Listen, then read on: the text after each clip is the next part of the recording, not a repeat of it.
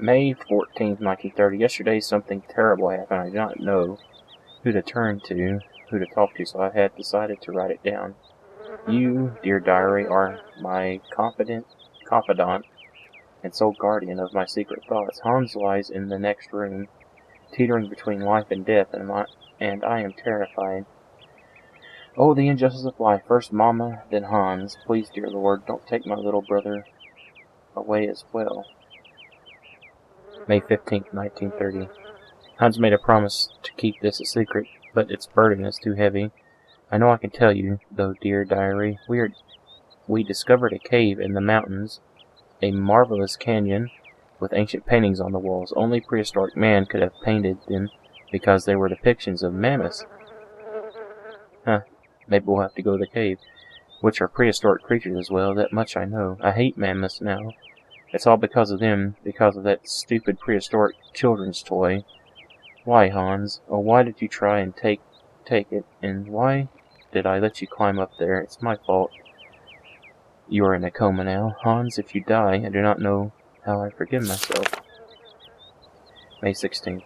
Hans still has not regained consciousness. Father cannot sleep, and Gertrude cries all day long. Outside, her heart is suffocating, but inside the house is icy and cold and dismal. I still have hope, though. I know my brother. I know his strength. He will pull through. He never gives in. May 17th. I cannot think of anything else but Hans. In all my waking and sleeping dreams, I see his fall over and over. I see his head hitting rocks and his oh-so-pale face softening. I have taken refuge in the attic. It is the only place where I can find any peace wrapped up in all my memories. May 18th. 5 days have passed since the accident, and Hans has still not opened his eyes. To see him like this is unbearable. Please, God, protect him. Take my life, not his. May 19th. I feel so desperate, so alone. I want to snuggle up in Father's arms, but I dare not. He is just so impassive. Oh, Hans, please don't leave me here. May 20th. It happened. It has happened. Hans has come back to life. He opened his eyes and uttered my name. My name. Your eyes, this is the happiest day of my life. I want to take to the streets and sing, to proclaim my joy to the world. Thank you, oh thank God. May 22nd. How wonderful, how beautiful life is. Gertrude and I cannot stop breaking into uncontrollable fits of giggles. Hans even wolfed down his meal today. I knew he was tough, my little brother. Even Father smiled at me today when he said good morning. May 25th. I don't know whether I'm coming or going. I'm totally absorbed in Hans's recovery. I have scarcely 5 minutes to myself to return to my refuge and scribble down these words. May 29th. It is very curious whether Hans is hungry, thirsty, or if he wants something. He cannot stop saying my name. He can't even bear it when I leave him, even for an instant. Gertrude thinks that I should move my bed into his room to help him sleep better. I hope that Father will agree. June 2nd, 1930. Today was the first day that Hans has left the house. We went for a short walk in the garden, but Hans is still very weak.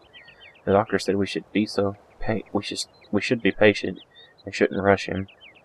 It is so hard, though. I hope that so much life can return how he once was. This hangs big. June 20th. Hans has been out of a coma for a month now. He doesn't say much and is definitely moving. He sits motionless for long periods of time, his eyes wide open, as though lost in thought. I have often had to call his name several times before he reacts. Then he will smile, and when he does, the moment is magic for me, and I couldn't possibly be happier. June 22nd. I had to talk to him. The burden was too great. I asked Hans about the accident in the cave to find out what he could remember. He could utter only one word, mammoth, and his eyes glowed so strangely when he said it that he frightened me. September 15th. I go back to school today, and for the first time in my life I am dreading it. I am afraid of leaving Hans alone. Despite Gertrude's kindness and attention, I have the impression that Hans is much less nervous when I'm there. October 20th.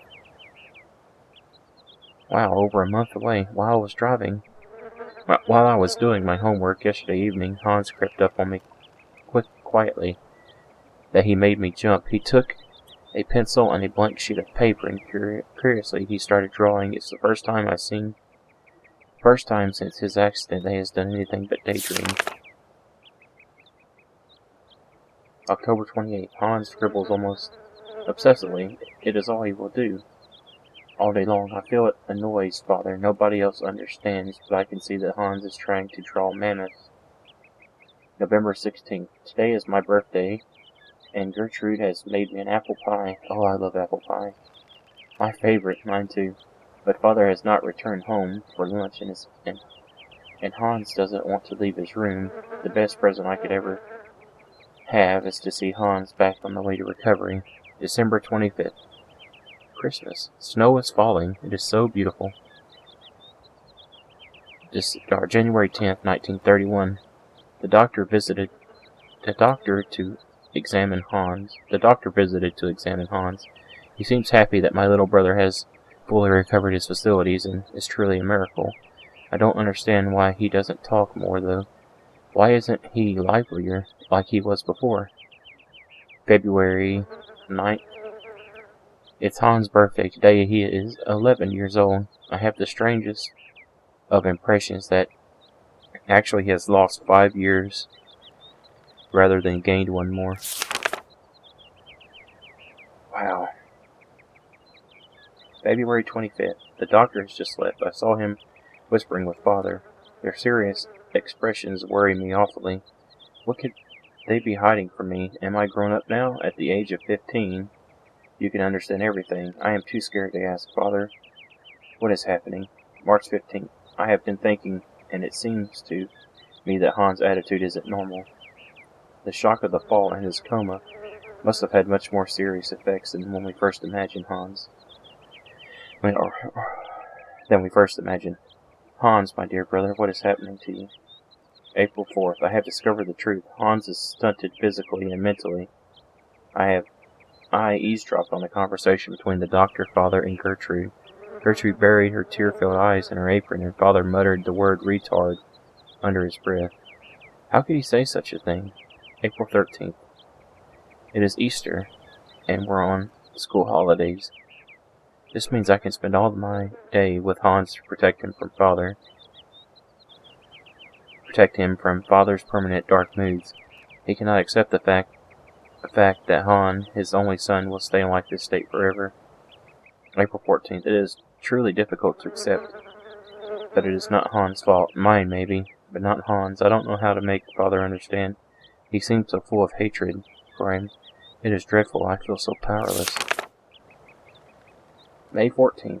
1 year. 1 year has gone by, and it feels like an eternity. The situation shows no signs of improvement, neither in terms of Hans' mental health or Father's attitude towards him. May 30th. Extraordinary. Father has decided to take Hans to Paris for new tests. He says that only in the French capital will he be truly competent, or we find truly competent doctors. We must make Hans ready for the great expedition.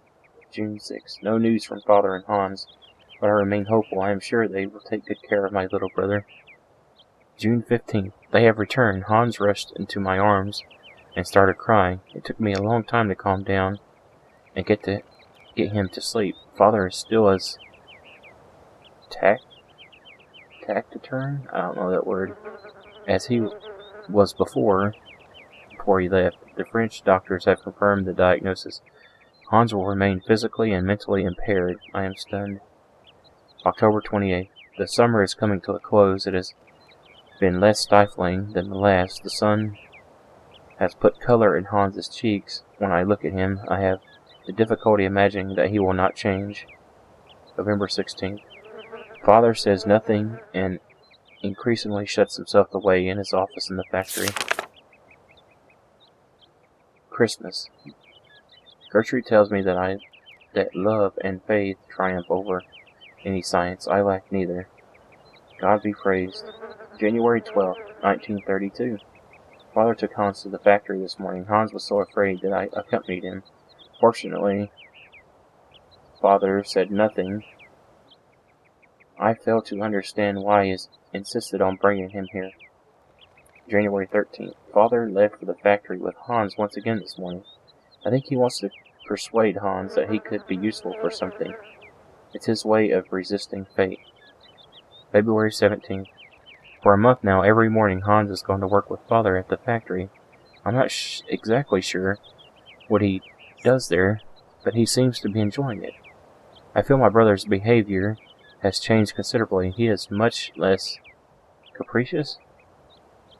April 14th. I could cry. Hans has made me a present, a small robot mammoth with a trunk that raises and falls. When Father saw it, he nodded his head in satisfaction. May 20th. Both Gertrude and Father have now their own robot mammoths. Theirs are even more intricate and finely tuned. Little brother is not such a retard after all. October 15th. Hans's mammoths now walk, raise their trunks, and wag their tails. It is incredible. December 22nd. I met the head of the factory workshop, Mr. Gripes, this morning. He says that for a young lad of 12, Hans is very gifted, and it is a shame he only makes elephants. It's a pretty cool flower there. February 11th. So the year's passed already. Father and Hans were locked in a long discussion yesterday, or should I say, Hans was locked in one of Father's long monologues. It is inconceivable that Hans should go to school like the other children. Father wants to take him on as a worker at the factory. However, Hans will have to stop making his own little devices. Hans' silence, his half-gaping mouth, and strange eyes finally sent Father off in a rage. How long is this thing? February 12th. I tried to broach the subject with Hans. I suggested that he should obey Father. Learning a craft at the factory is one chance to do something constructive with his life. He is gifted and takes so much pleasure from making automatons. He did look like he wasn't listening to me, but I know he'll think about what I have to say. February 20th. It's not that Hans cannot speak, it's rather that he does not want to speak. He uses the least possible words for communication, except with me, but he's still very economical? I don't know. Economical with words. May 15th. Incredible. Hans was not just satisfied with learning how the assembly line works. Instead, he has completely redesigned it. Father and Monsieur Gripes are talking in a serious look at his plans. July 10th. Father has wanted to talk to me about the future since I passed my exams. He wants to send me to university because he says my intelligence is astounding. My heart was beating so loud. Is it true? I do love studying, but I couldn't bear to be away from Hans.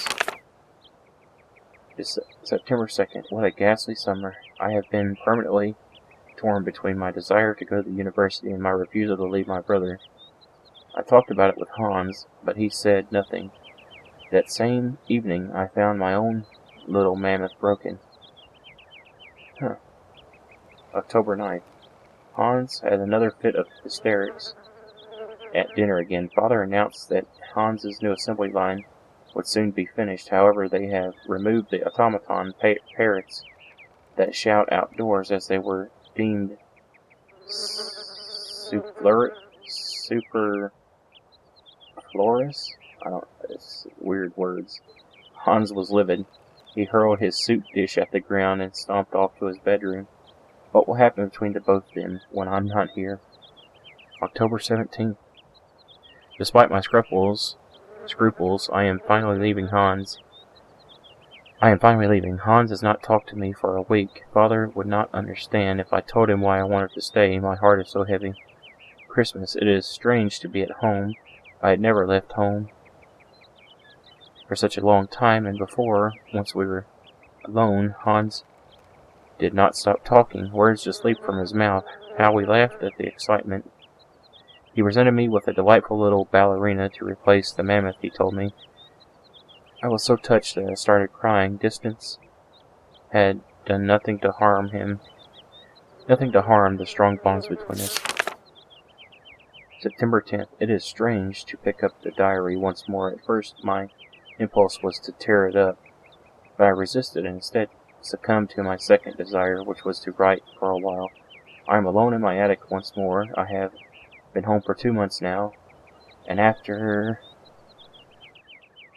a summer spent living with the intense joy of being reunited with my brother, Hans has returned to the factory. Father has aged so, and Gertrude's arthritis causes her terrible pain.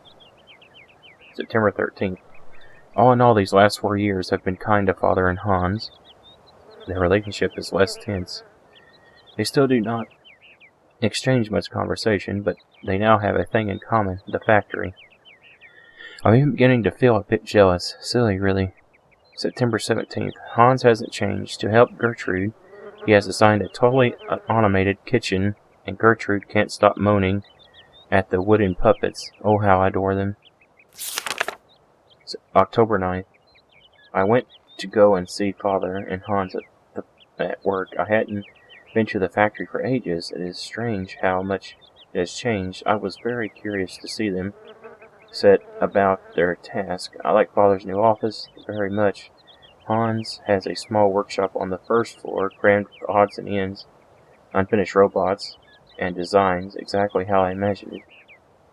October 15th. The factory is working very well. Orders for toys keep coming in, spurred on by the run-up to Christmas. When I was at university and I said my name was Volberg, people would ask me if I had any relation to the Badeline factory. Now I know the effect that Hans' genius had on the factory is renowned. November 2nd. To make myself useful, I started helping Father set his papers in order. The most extraordinary thing of all is that for the first time ever, I have the impression that the three of us form a real family. December 8th.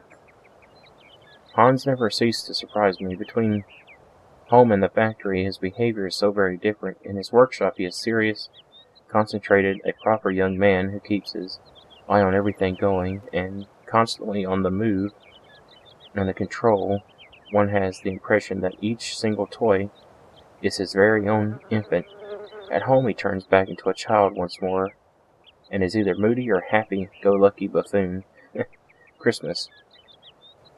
The most wonderful Christmas of my whole life. Hans and I could not stop giggling like children beneath Father's disapproving glare. I know that he was only pretending, really. Our hearts are so full of hope. January 5th, 1938. Hans came to see me in my bedroom yesterday evening. I felt terribly awkward, terribly ill at ease. I might have guessed Hans wants to leave Valladolid, the house and the factory. He wants to go traveling. He doesn't know where to or how long.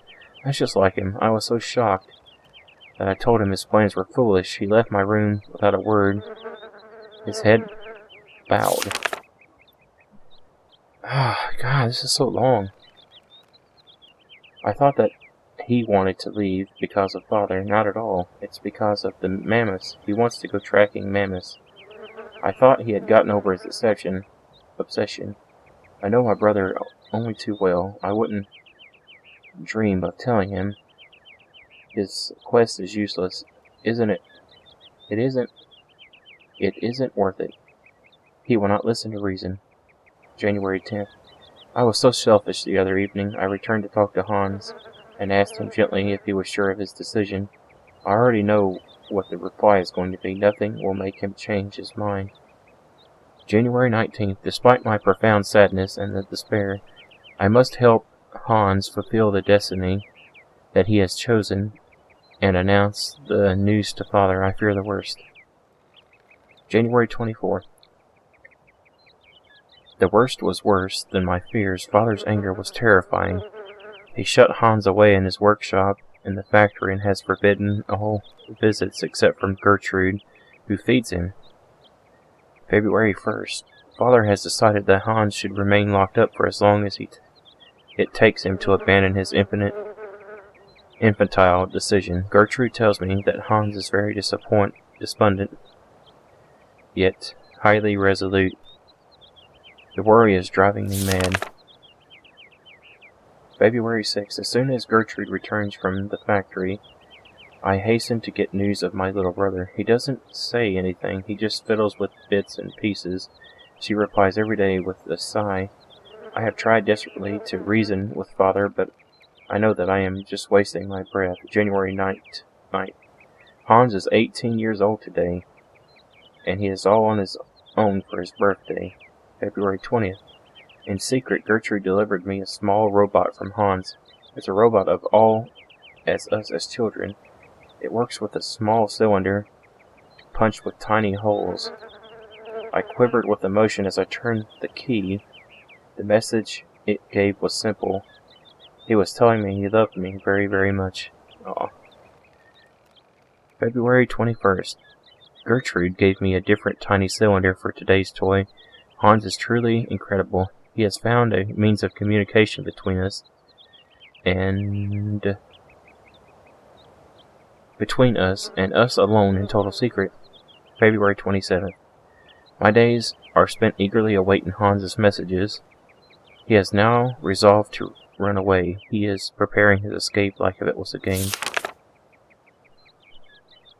Gertrude has returned, and she is beside herself. Hans has disappeared. Father has not even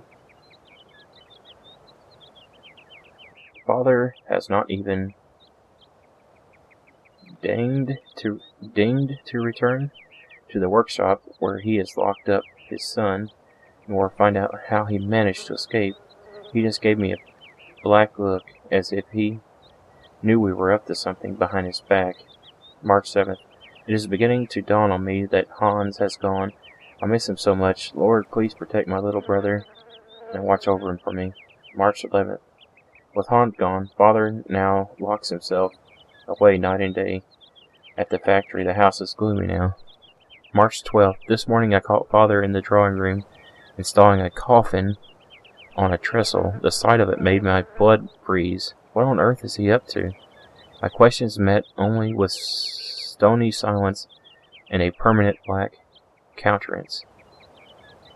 March 13th. Behind closed curtains, the drawing room, with the coffin surrounded by huge candles, has become a veritable funeral chamber. March 14th, 1938. This is ghastly. I have just understood what Father is up to this morning. The priest came by to pray before the coffin, and I finally caught on. Father is in mourning for the death of Hans. Father made the priest believe that his son was dead. How could he do such a thing?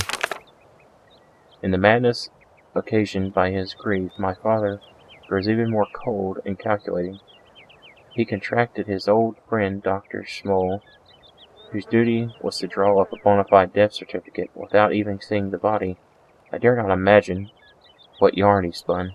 March 17th. Hans' funeral will be officially held next Sunday. Father strictly forbade me to attend.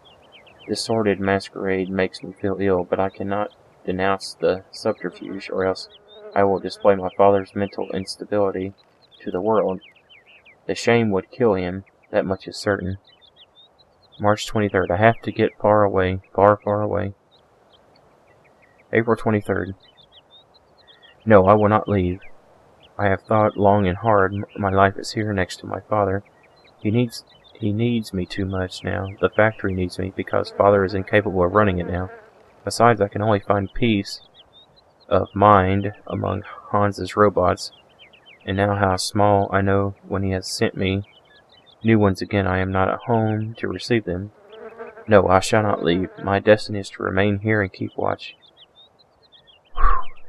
So that was a long diary.